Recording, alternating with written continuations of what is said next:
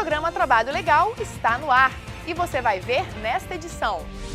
O novo presidente da Associação Nacional dos Procuradores do Trabalho tomou posse em Brasília. Ângelo Fabiano Farias da Costa vai ficar à frente da ANPT nos próximos 2 anos. Pesquisa aponta que 67% dos gestores e empresários do país têm resistência em contratar pessoas com deficiência. Empresas com 100 ou mais funcionários devem destinar até 5% dos postos de trabalho à cota legal. Banco é processado por atos de discriminação contra candidatos a vagas de emprego. O Ministério Público do Trabalho em Alagoas pede a condenação da empresa ao pagamento de R$5 milhões por danos morais coletivos. Olá! O Trabalho Legal é um programa do Ministério Público do Trabalho em parceria com a Associação Nacional dos Procuradores do Trabalho. A ANPT tem um novo presidente. Ângelo Fabiano Farias da Costa tomou posse em solenidade na sede do MPT. Membros do Ministério Público do Trabalho estiveram presentes na solenidade de posse do novo presidente da Associação Nacional dos Procuradores do Trabalho, que ficará no cargo nos próximos 2 anos. Antes de tudo, um sonho, um orgulho em fazer parte já da diretoria. Eu já faço parte da diretoria da ANPT há 4 anos, fui diretor financeiro por 2 anos, vice-presidente por mais 2 anos na gestão do meu amigo Carlos Eduardo de Azevedo Lima. E, antes de tudo, é um motivo de muita honra representar os membros do Ministério Público do Trabalho e um sonho desde o momento que eu ingressei no Ministério Público do Trabalho. E algo que a gente pode trabalhar fortemente, tanto pela categoria como pelos direitos sociais trabalhistas ou direitos sociais de uma forma geral. O novo presidente destacou as principais metas da gestão. Entre elas está uma atuação firme no Congresso Nacional para combater projetos de lei que ameaçam os direitos sociais dos trabalhadores. Nós temos hoje uma atuação dividida entre a atuação pelo fortalecimento institucional, que diz respeito mais de perto às prerrogativas, aos direitos, às questões de interesse mais direto do Ministério Público, como todo o Ministério Público do Trabalho, e tem também a agenda social, que é uma agenda que a gente trabalha para justamente buscar a promoção de direitos sociais e direitos humanos e evitar também o retrocesso. E cito como exemplo o PLC 30 da terceirização, que visa liberar a terceirização para todas as atividades empresariais. O PL do trabalho escravo, o 432, que está no Senado, que visa reduzir o conceito de trabalho escravo, retirando do conceito o trabalho degradante e o trabalho em jornada exaustiva. A nova diretoria da ANPT foi eleita com 501 votos. Ao todo, a eleição contou com 516 votos válidos. Entre as propostas da chapa vencedora estão também a luta por melhores condições de trabalho e a atuação política fortalecida. Para a vice-presidente da ANPT, esse biênio será de muito trabalho, mas também de muitos resultados positivos. Nós estamos aí imbuídos do espírito de luta, de verdade, de muita força, muita garra, e tenho certeza vamos nos empenhar ao máximo para exercer a missão da ANPT com o maior sucesso possível. Para o Procurador-Geral do Trabalho, acompanhar a posse do novo presidente da ANPT teve um sentimento especial.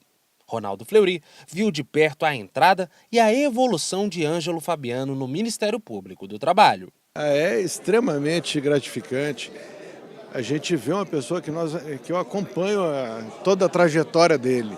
É muito bom você ver as pessoas alcançarem os sonhos e vontade de trabalhar. A pessoa ter a possibilidade de colocar em prática tudo aquilo que ela sonha. Isso é extremamente positivo e que sirva de inspiração para outros colegas que também sonham em alcançar a associação, cargos administrativos, etc. Para Ronaldo Fleury, o presidente da ANPT terá muito trabalho pela frente. Com certeza ele terá muito trabalho. O momento que o país passa é um momento extremamente difícil. A parte econômica, os reflexos na área sociais já se fazem presentes com a questão do desemprego. Existe uma tendência de perda de direitos trabalhistas. Então, a perspectiva é de que a nova diretoria tenha muito trabalho, muitos percalços a enfrentar. O procurador do Trabalho, Carlos Eduardo de Azevedo Lima, que deixou o cargo de presidente depois de 4 anos à frente da ANPT, agradeceu pela confiança ao longo da gestão e garantiu que a associação estará em boas mãos nos próximos anos. É uma transição muito tranquila. O nosso presidente que toma posse hoje, o Ângelo Fabiano Faria Jacosta, já tem 4 anos de serviços prestados à ANPT, foi diretor financeiro na gestão anterior e vice-presidente na atual gestão, que hoje conclui essa gestão. E tem trabalhado com muito afinco, com muita determinação na defesa das causas mais caras aos membros do Ministério Público do Trabalho, do Ministério Público Brasileiro como um todo, e na defesa e na promoção dos direitos sociais. Então, não tenho a menor dúvida de que será uma gestão coroada de muito êxito, juntamente com a vice-presidente Ana Cláudia e todos os demais integrantes da diretoria agora empossada.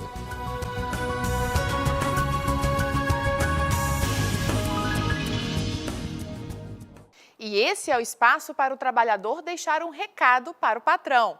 Veja. Queria agradecer ao meu chefe por ele ser uma pessoa muito compreensiva e sempre estar disposto a ajudar todos lá onde eu trabalho. Eu agradeceria meu chefe, ele é um chefe muito legal, ele nos ajuda a desenvolver e, nota 10 meu chefe. Chefe, você é um chefe maravilhoso, melhor ainda é o seu cuscuz.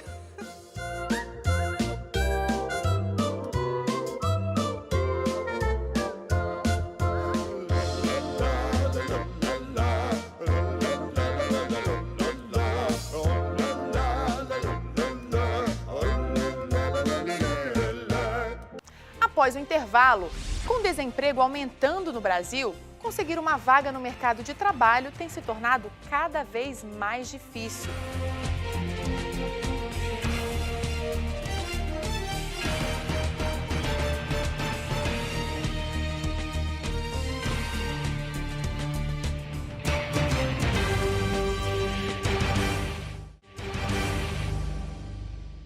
Com o desemprego aumentando no Brasil, conseguir uma vaga no mercado de trabalho tem se tornado cada vez mais difícil.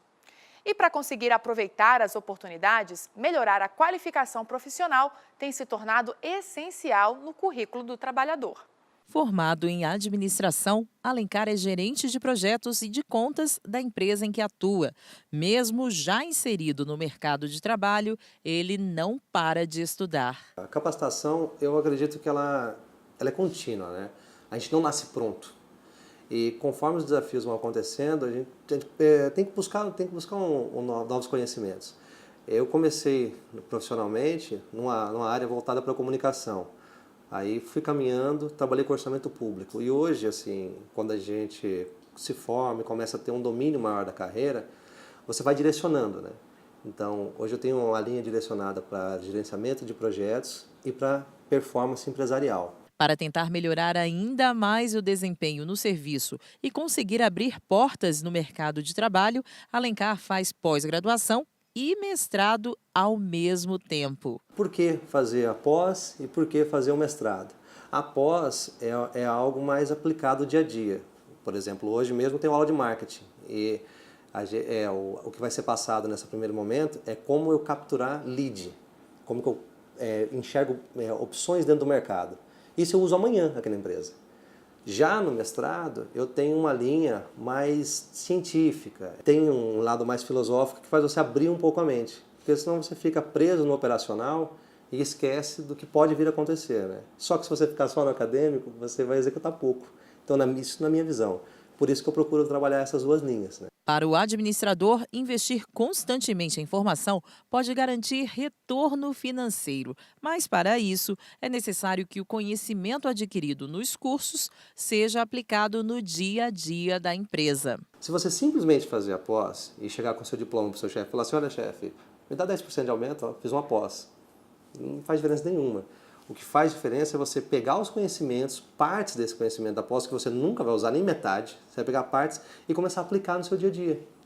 E aí você leva de volta para os seus professores o que você está fazendo. Não é exatamente por começar o mestrado, não é só porque está fazendo a pós, é pegar esse conhecimento e colocar ele no dia a dia, que é um desafio absurdo. Este professor de Direito diz que sempre motiva os alunos a seguirem o caminho da qualificação. O mercado nos exige essa perene, qualificação, seja em cursos paralelos, grupos de pesquisa, e é uma realidade a qual a gente se encontra vinculado. Eu tento passar para eles cotidianamente, a partir de uma premissa que é também muito cara a todos nós, né? De que todos nós temos que assumir o protagonismo da nossa própria formação, entendendo que isso é uma realidade que a gente nunca vai poder afastar. A gente estuda diariamente e mesmo depois de terminar um curso de doutorado, o estudo tem que ser praticamente diário e assim até o fim dos dias. E nesse tempo de crise em que a oferta de emprego está ainda menor,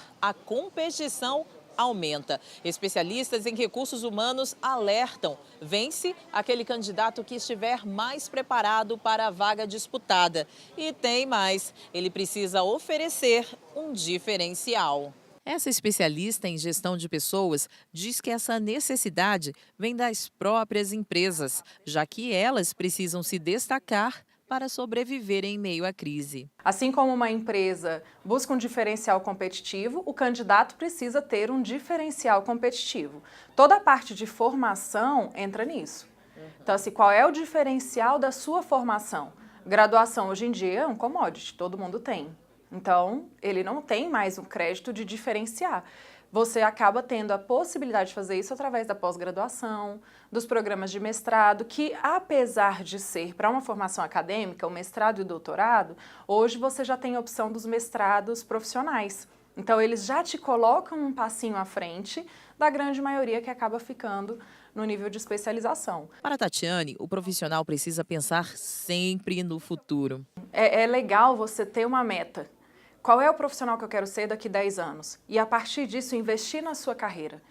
Isso vai condicionar a entrada no mercado de trabalho, quais as experiências que você vai aceitar, vai selecionar, focando nessa meta, vai te ajudar a selecionar os cursos que te agregam valor nesse objetivo, nessa construção de carreira, para que você tenha ali toda uma construção voltada para isso, com um resultado futuro muito possível. E se engana quem pensa que essa necessidade de qualificação está apenas nas carreiras acadêmicas. Isabel era auxiliar de enfermagem quando resolveu fazer um curso de esteticista há 15 anos. Hoje é tecnóloga em estética, dá aulas, tem clientes VIPs e já montou a própria clínica.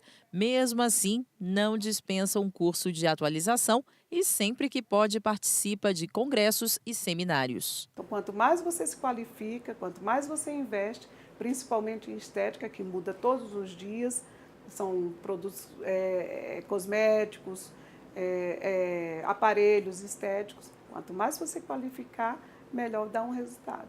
E os resultados são reconhecidos pela preferência dos clientes. Se você chega numa clínica onde a esteticista não tem um certificado, não tem um diploma, isso aí vem do cliente. Quem faz crescer uma empresa ou um esteticista ter nome é o cliente, é o boca a boca.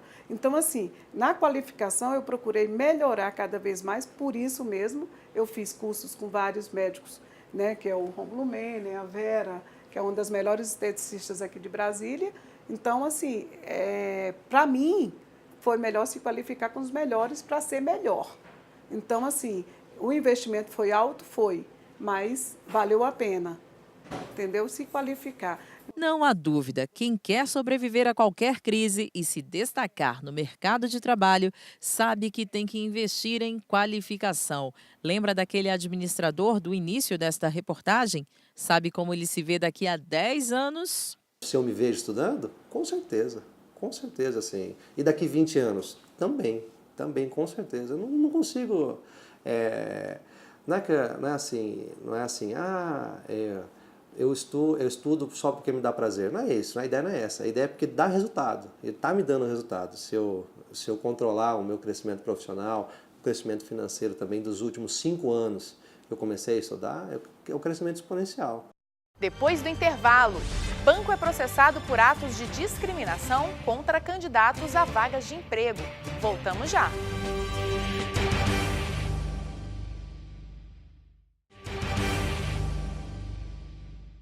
Conseguir uma vaga no mercado de trabalho não é uma tarefa fácil.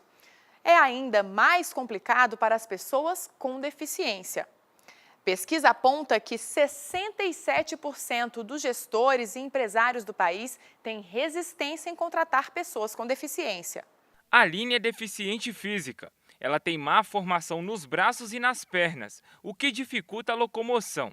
A jovem procura emprego há 2 meses, mas até agora não foi chamada para nenhuma vaga. Muito assustador, porque para mim eu estou atrás de emprego mais de 2 meses já e até agora não arrumo. Então, para mim, e não é só eu, com vários amigos meus que são cadeirantes, deficiência física também, então a maioria passa por esse constrangimento mesmo. A realidade não é tão fácil para a Aline. Mesmo quando a vaga é destinada exclusivamente para pessoas com deficiência, a convocação não é garantida.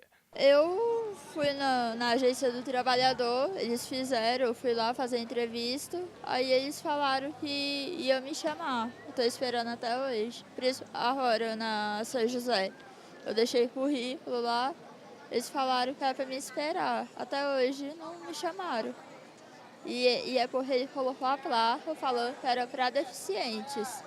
Imagina. Para a jovem, as empresas muitas vezes não confiam no trabalho do deficiente e não valorizam a qualificação profissional apresentada. Para mim, eu acho que não ajuda em nada, porque eu tenho vários amigos que têm faculdade completa e até hoje não arrumaram emprego.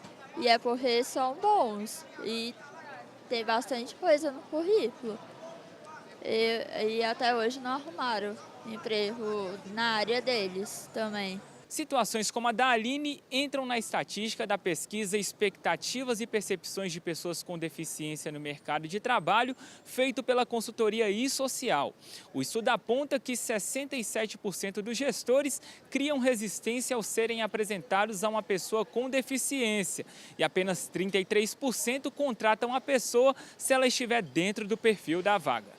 Essa pesquisa ela demonstra que os gestores, que estão no RH, que ainda fazem a seleção, o recrutamento das pessoas, ainda possuem dificuldade em aceitar as pessoas com deficiência no mercado de trabalho.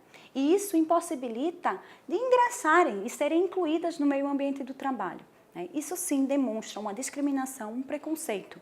De acordo com a Lei 8.213 de 1991, uma empresa com 100 ou mais funcionários é obrigada a preencher de 2 a 5% dos cargos com beneficiários reabilitados ou portadores de alguma deficiência, sendo 2% para as empresas com até 200 funcionários, 3% até 500 funcionários, 4% até 1.000 e 5% de 1.001 em diante. Para a Procuradora do Trabalho, é preciso valorizar a atuação das pessoas com deficiência e oferecer uma adaptação do local de trabalho.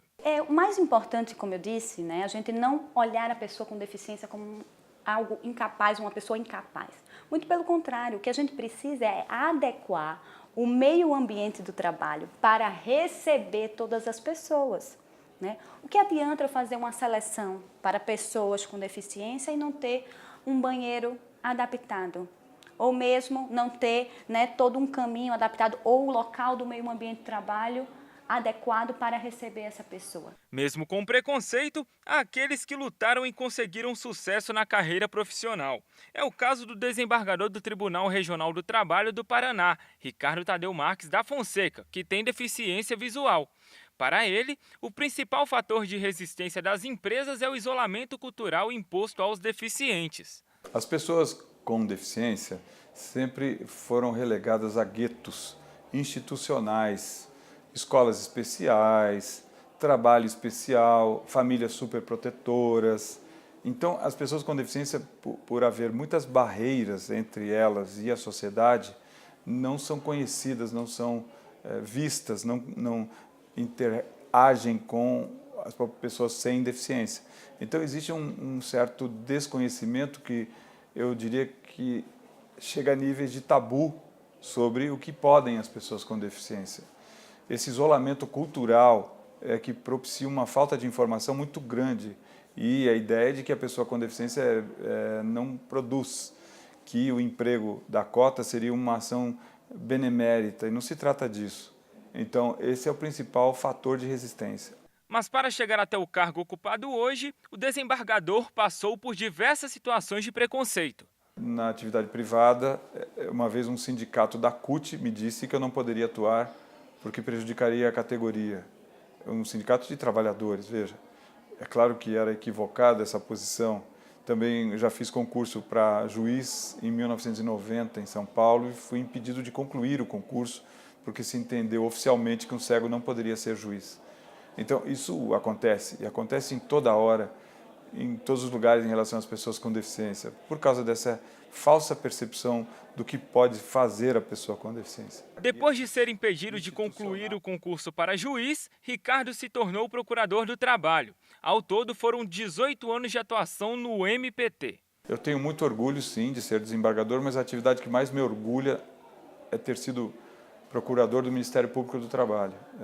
Se o Judiciário, naquele momento, me discriminou, o Ministério Público abriu as portas, eu fiz o concurso, fui aprovado, atuei por 18 anos no Ministério Público e realizei muita coisa bacana. Se eu tiver que orientar um menino para fazer concurso hoje, eu digo, faça concurso para o MP. Faça concurso para o Ministério Público do Trabalho. O Ministério Público do Trabalho tem muita força transformadora.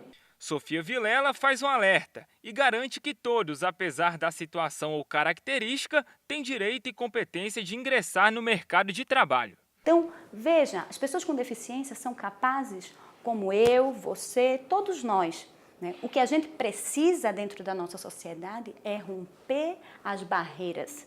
Quando a gente rompe as barreiras, o acesso, a acessibilidade, seja no mercado de trabalho, seja na educação, seja em qualquer outro ambiente, ele é possível. O Ministério Público do Trabalho em Alagoas instaurou ação civil pública contra o Bradesco. O banco é acusado de discriminação.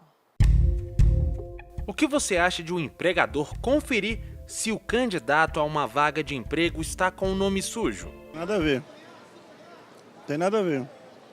O cara vai trabalhar, vai estar precisando de emprego, para que o nome dele no Serasa? Por que ele quer saber? Não, não acho não, porque aí se a pessoa está com o nome sujo, sem emprego, como é que ela vai ter a oportunidade de limpar o nome, né?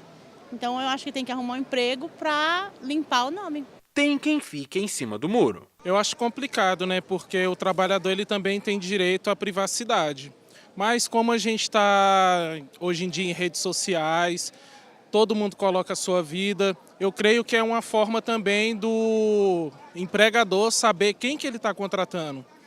Então tem que saber mediar isso. O fato é que a prática é ilegal e vinha sendo adotada pelo Bradesco em Alagoas. O MPT no estado entrou com uma ação civil pública contra o banco e pediu o pagamento de indenização de R$5 milhões por danos morais coletivos.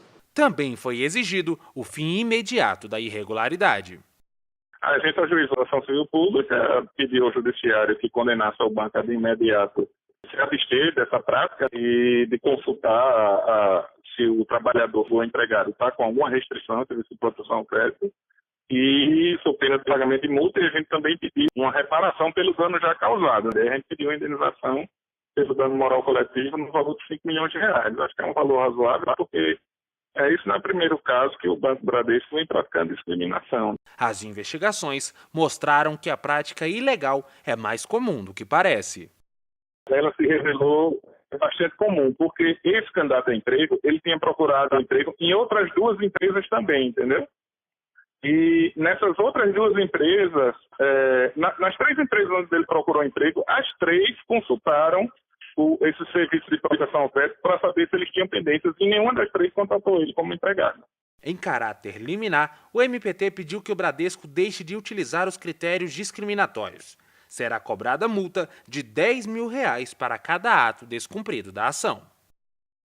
Sem dúvida, né? Porque a discriminação é em razão da dificuldade financeira que o trabalhador está passando. Quer dizer, se ele não tivesse restrição junto a esse serviço de proteção ao crédito, ele seria contratado. Então, é algo extremamente odioso. Quem nunca passou por essa situação comemora, mas admite que a prática é discriminatória. Graças a Deus não, porque eu não tenho esse problema, mas eu entendo que seja bem constrangedor. Então, eu não sei explicar como que seria uma medida para ser tomada, mas eu acredito que todo mundo tem direito a uma segunda chance, cara. mesmo ela estando com o nome sujo ou não. E para evitar casos como esse, é preciso denunciar. Todas as vezes que o trabalhador se deparar com uma situação como essa, ele deve denunciar o Ministério do Trabalho para quem possa tomar medidas cabíveis, né? Para acabar com essa prática ilegal, né? de violar a intimidade do trabalhador e restringindo o acesso ao mercado de trabalho de trabalhadores que têm dificuldade financeira.